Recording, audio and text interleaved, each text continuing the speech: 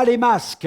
Lisons dans l'Ancien Testament, dans le livre du prophète Ésaïe, chapitre 5, verset 20, où retentit cet avertissement.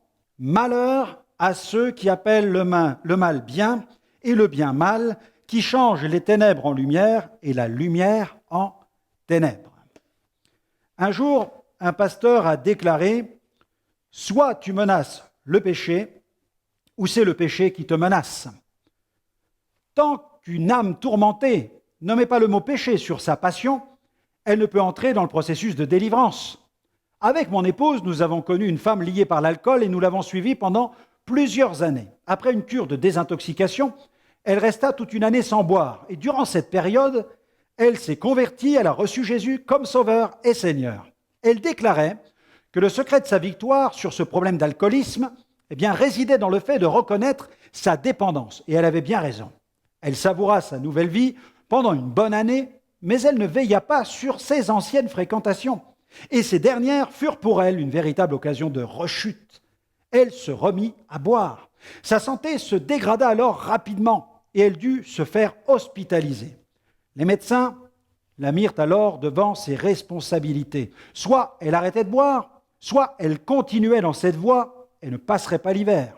Hélas, elle refusa toute nouvelle cure et rejeta nos conseils ainsi que tous les conseils des médecins. Et malheureusement, elle ne passa pas l'hiver.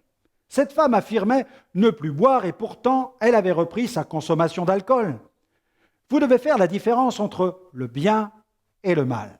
Si vous êtes esclave d'une passion, n'ayez absolument aucune sympathie à son égard, mais traitez-la comme tel, un dangereux ennemi qui ne songe qu'à vous abattre.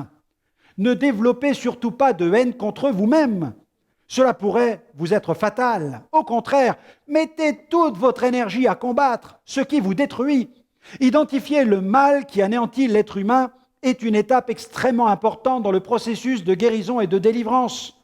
Aucune concession ne doit être tolérée dans ce domaine. Jésus a vécu une vie victorieuse car il haïssait l'iniquité.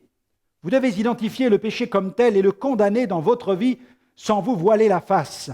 Jésus nous a tracé le chemin de la vie parfaite, exempte de tout péché. Son attitude à l'égard du péché se retrouve écrite, décrite dans ces paroles du psaume 45, verset 8. « Tu aimes la justice et tu hais la méchanceté. » Imitez son exemple et combattez dès à présent ceux qui cherchent à vous nuire. Je vous recommanderai donc cette décision aujourd'hui.